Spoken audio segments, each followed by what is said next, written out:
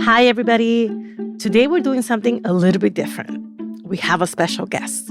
But first, I wanted to let you know that How to Talk to Mamí and Papí About Anything is going on a brief hiatus. We'll let you know when we're back. In the meantime, we have a really, really special guest today. She is the editor of the latest investigative show from LWC Studios. She is a first gen, and she led a group of reporters, fact checkers, audio designers in making a series of 10 episodes that looks at the lifetime and health outcomes of Latinas in the U.S. Really, really groundbreaking work. Her name is Paulina Velasco. She is a veteran reporter. She has covered the border. She has covered immigration. She has covered Latinos in the West Coast and throughout the country.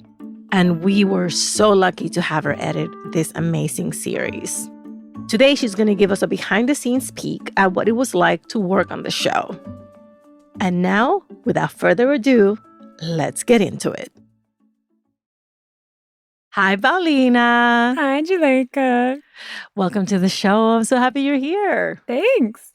All right. So the series we've been working on is called 100 Latina Birthdays. Give us sort of like the top points we need to know to get the conversation going. So 100 Latina Birthdays is our newest narrative documentary series. 10 episodes of deeply investigated narrative audio, which is super exciting and really difficult to make, and we've been working on for about a year. The premise is that if you care about the health of the country and of the country's economy, then you have to care about the health and wellness of Latinas. So every episode features stories of Latinas who live in Chicago. The storytelling is based in Chicago and follows the health and wellness of Latinas through different milestones in their lives. And it's called 100 Latina Birthdays because we have a birthday scene in every single episode. I am so excited for people to hear this. You're a first gen. Did anything catch you by surprise? Like, what were some of the takeaways for you as you learn about the lives of these multiple generations of Latinas? Oh, I mean, definitely. Every single episode, I was like stabbed in the heart. Like, oh my God, I didn't know I needed to hear this, Because I'm sort of assigning the reporters sort of like an age range of kids or Latinas that they should like find their stories, right? And then they came back with, stories about nutrition and like cooking for your kids, about teaching your kids Spanish and what it's like to grow up bilingual in the States and like all these things that, yeah, for sure. I was like, oh my God, this is somehow also about me. But I think one of the things that I've been thinking about a lot lately that I liked was this exploration of familismo, of like the importance of family, because throughout the 10 episodes, I mean, that's like a lot of storytelling. It's so much more nuanced than I think I would have thought. So like familismo is like prioritizing your family before yourself, right? Or for example, checking in with your family when you make big decisions in life. And I was like, I can relate. I call my mom all the time. But I guess I'd always thought sort of like that this was something that held us back in some ways. And I think there are some cons to it, But most of all, it's just very different than non-immigrant Americans' experiences. It's like their framework is just slightly different. And it doesn't mean that it's better or worse. And so hearing about how different young people especially are like grappling with the pros and cons and making that like deep cultural value work for them. So like one of the reporters did a piece about young Latinas, like 18 and 19 years old, going to college. And familismo was like cited in one of the studies as being a really valuable mental health resource for them. So like Latinas going to college, even when they're like living on campus and far away from their families, like the ability to still call their parents and value that connection is like really good for their like success in college. And so I just thought it was a beautiful sort of like exploration of the nuances of it. And our first season interviews people sort of their stories from like being pregnant, their pregnancy stories and perinatal stories, all the way to age 20. And so I'm really excited for what comes next, like exploring other age ranges. But basically, we got to talk to several teenagers and young adults who are trying to figure out how they can define what their culture gives them and like what familismo can look like for themselves. And then also these new moms, like what that looks like now that they're forming their own families is really beautiful. I'm really glad that you gave that excellent and positive example of how familismo can be a force for good. Because often when we talk about familismo on How to Talk to Mamí and Papí, it is really complicated. And sometimes there are more drawbacks than positives. You've brought some clips with you to share. And this first clip, I think, really showcases that complexity. Can you set it up for us? Yes, of course. This is Dariana Urbina. She's about to turn 18 years old. She lives with her family in the suburbs of Chicago. She's got 2 really hardworking parents, 2 younger brothers, and a baby sister. She's the eldest daughter, which I know is something that comes up a lot on Mamí and Papí. And basically, she tells us a story of how ever since she was really little, like a child, 7 or 8 years old, she was tasked with the responsibilities of another caretaker in the family. And not only like caregiving for her younger siblings, but also managing the family's budget, translating documents for her parents who only speak Spanish. So this is a clip of Dariana explaining what that felt like for her growing up. I've always been treated as an adult. I've had a childhood, but it's not saying that you've had a childhood with toys and having a childhood with going on playgrounds, or, it would always be like, help me on this, or how do you get into this? In psychological terms, she is what's called a parentified child. Now, as the oldest daughter in an immigrant family, I was also a parentified child. So listening to Dariana really, really touched some deep-seated memories that I have about having so much responsibility. What did you take away as you were editing this episode? Because you, as the editor working with the reporter, have to make sure that your subjects come across in a certain light, especially because they've entrusted you and your reporter with their story. Yeah, I thought about that a lot. We also interviewed Dariana's parents to get their perspective. Her dad's the one that went on the record. And so I wanted to make sure that they could hear the episode and be really proud of their family. And so it's kind of what we were just talking about, like this familismo is like both a blessing and a curse, kind of like they all love each other very much.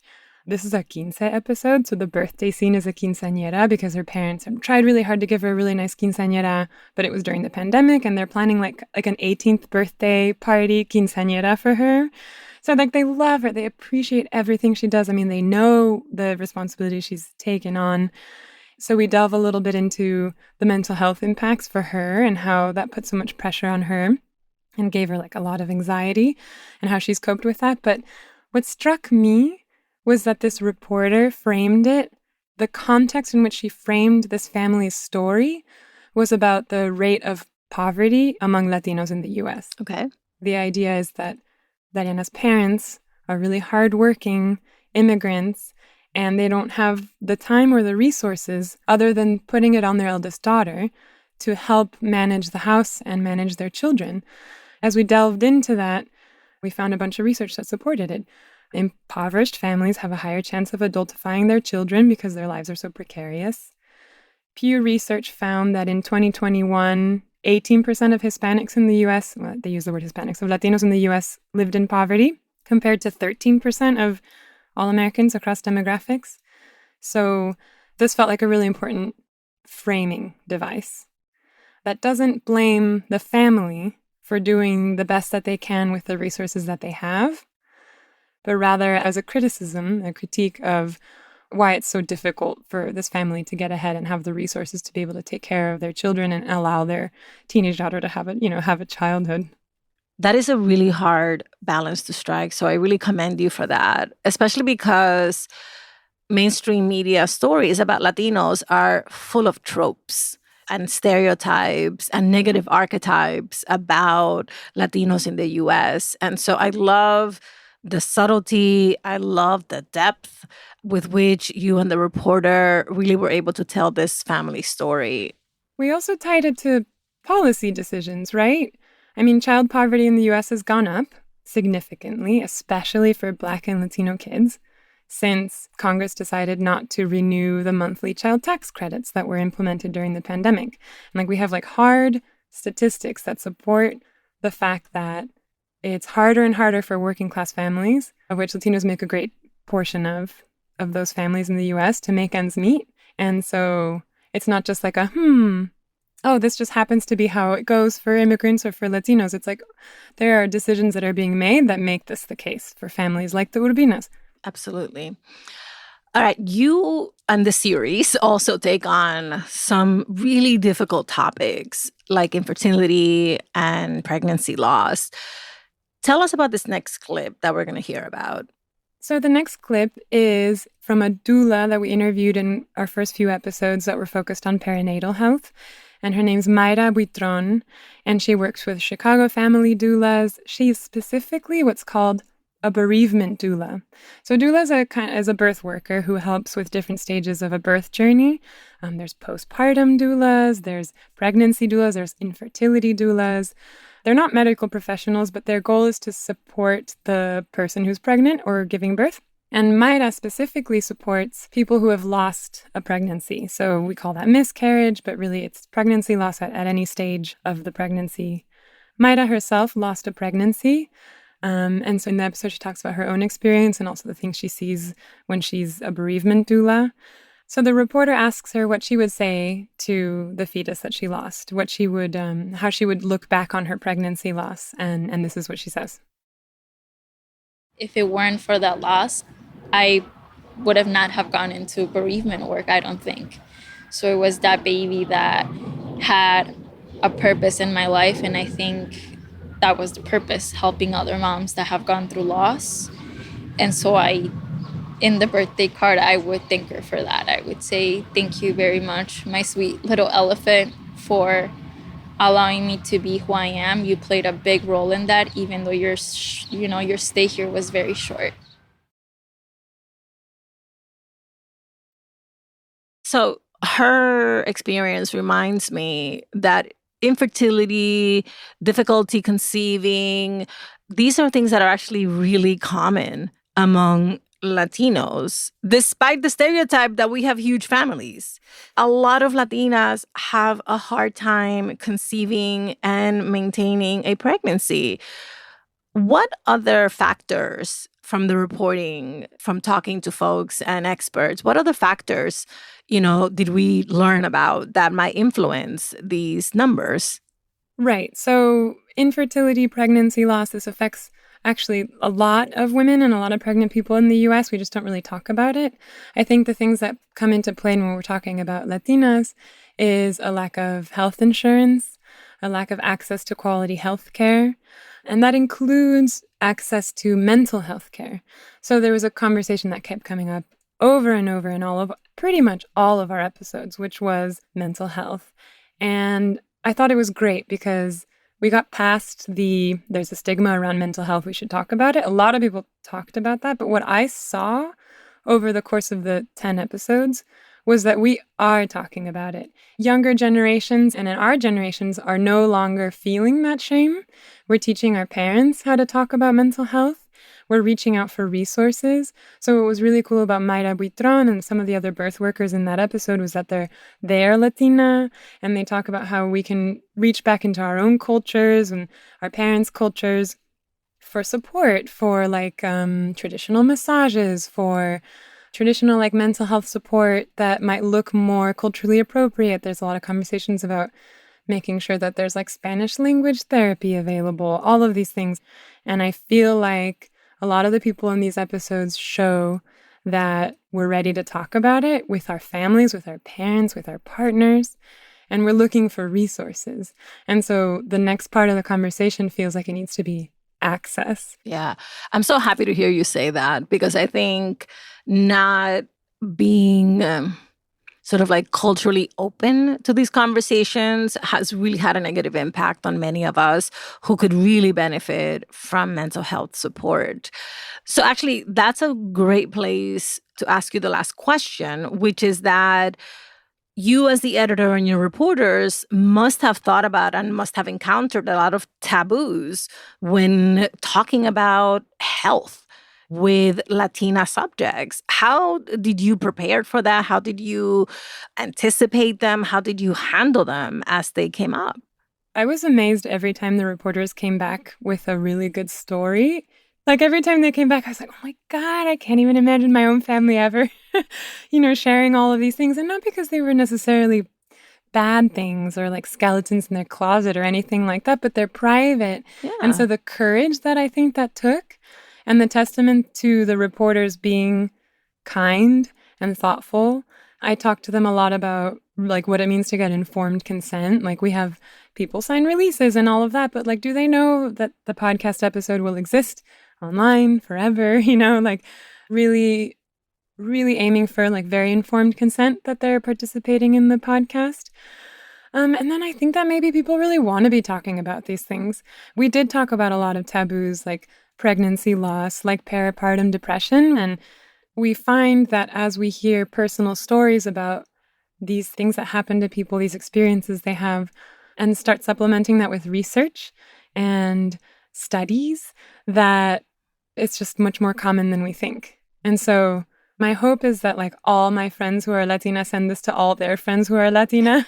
Yes. But I also think that like non-Latinos will hear this and find something that they can relate to and that they'll be really happy that someone's talking about.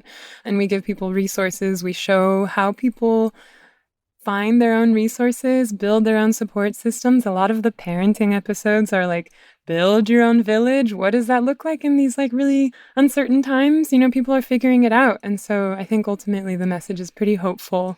And I'm very honored that people were able to share those tough experiences with us.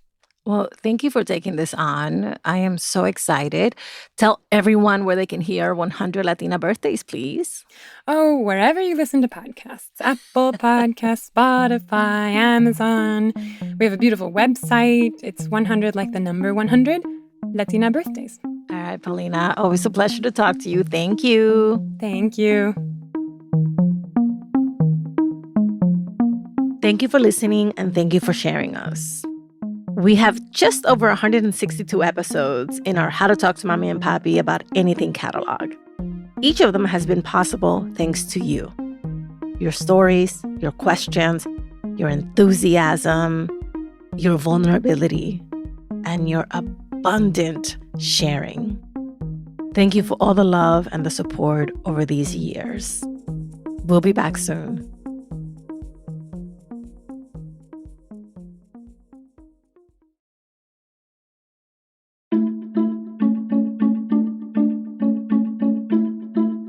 How to Talk to Mamí and Papí About Anything is an original production of LWC Studios. Virginia Lora is the show's producer. Trent Lightburn mixed this episode. I'm the creator and host, Juleika Lantigua. On Twitter and Instagram, we're at Talk to Mamí Papí. Bye, everybody.